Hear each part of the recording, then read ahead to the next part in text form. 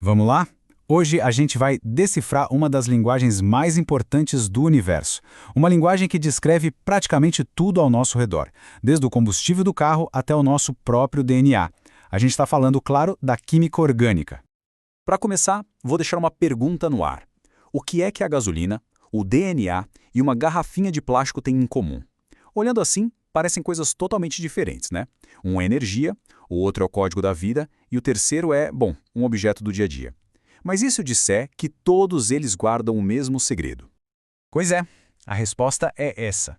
No fundo, todos eles são moléculas construídas seguindo os mesmos princípios básicos, todos escritos nessa linguagem incrível e super versátil da química orgânica. E olha, não é aquela matéria chata da escola não, é tipo o código-fonte da matéria viva e de boa parte do mundo que a gente construiu. Para a gente entender essa linguagem, a gente precisa voltar um pouquinho no tempo.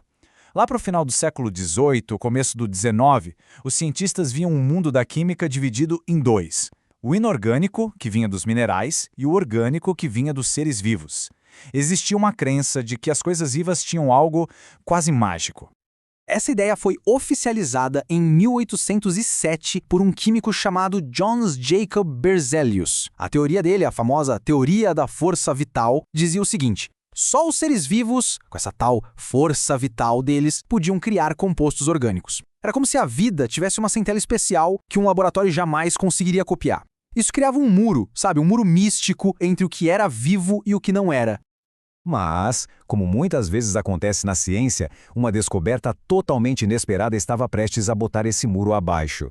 E o mais legal é que, como nas melhores histórias, tudo aconteceu quase sem querer. A ideia toda começou lá com Bergman e ganhou força com Berzelius. Mas o ponto de virada, o momento-chave, veio em 1828.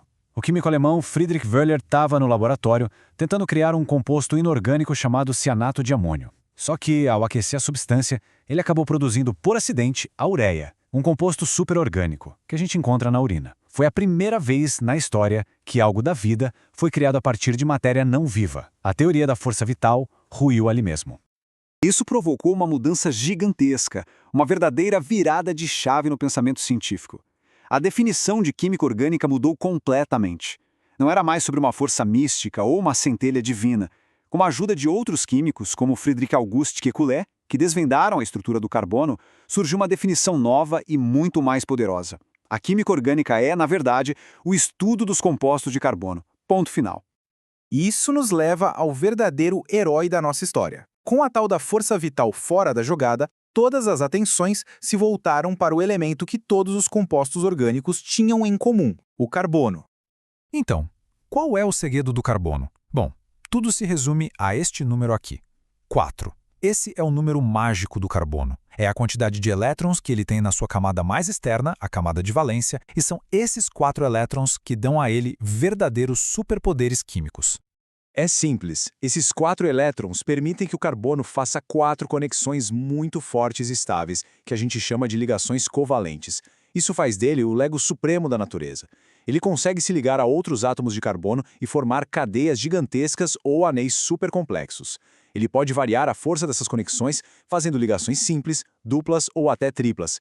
E para completar, ele se liga a uma variedade enorme de outros elementos, tipo hidrogênio, oxigênio, nitrogênio, criando uma diversidade de moléculas que é praticamente infinita. Toda essa versatilidade acaba se traduzindo numa verdadeira arquitetura molecular. A capacidade que o carbono tem de se ligar com ele mesmo, formando cadeias, é o que dá a base, o esqueleto, para quase todas as moléculas orgânicas que existem. E esses esqueletos de carbono podem ser classificados de umas formas bem fáceis de entender. Existem as cadeias abertas, que a gente também chama de acíclicas, que têm pontas livres, como se fosse um colar aberto, sabe? Aí tem as cadeias fechadas, ou cíclicas, que se dobram e se fecham, formando um anel, sem nenhuma ponta solta. E claro, tem as mistas, que são uma combinação das duas coisas. Essa variedade já é o primeiro passo para a complexidade incrível que a gente vê na vida. E tem mais uma diferença que é fundamental. Se uma cadeia de carbono só tem ligações simples, a gente diz que ela é saturada. Ela está lotada, saturada de hidrogênios. Agora, se ela tiver pelo menos uma ligação dupla ou tripla, ela é insaturada. Essa pequena diferença muda completamente as propriedades da molécula, a reatividade dela. É o que define, por exemplo, se algo vai ser uma gordura sólida ou um óleo líquido. Ok, A gente já entendeu a história, já entendeu os princípios básicos. Mas por que tudo isso importa na prática? A resposta, na verdade, está no nosso dia a dia. O impacto é simplesmente absurdo. A química orgânica é a espinha dorsal da indústria farmacêutica. É ela que cria os remédios que salvam vidas. É ela que nos dá os polímeros e os plásticos que a gente usa em tudo, de roupa a celular. Ela move o nosso mundo literalmente. Na forma de combustíveis, ela ajuda a alimentar a população do planeta com os agroquímicos e ainda está presente na comida e nos cosméticos que a gente usa todo santo dia. Então, o ponto principal é este. Entender química orgânica é entender a nós mesmos e o mundo ao nosso redor. É a base da biologia. É a ferramenta que a gente usa para combater doenças, para impulsionar a tecnologia e para sustentar a nossa sociedade. E, se a gente olhar para o futuro, é a chave para desenvolver processos mais sustentáveis e ecológicos, a chamada química verde. E tudo isso nos deixa com uma pergunta final para refletir. A capacidade única do carbono de construir moléculas complexas nos deu a vida, os remédios, a tecnologia. Sabendo de tudo que a gente sabe hoje sobre essa linguagem secreta, a questão não é mais o que o carbono pode fazer, mas sim o que nós vamos escolher construir com ele daqui para frente.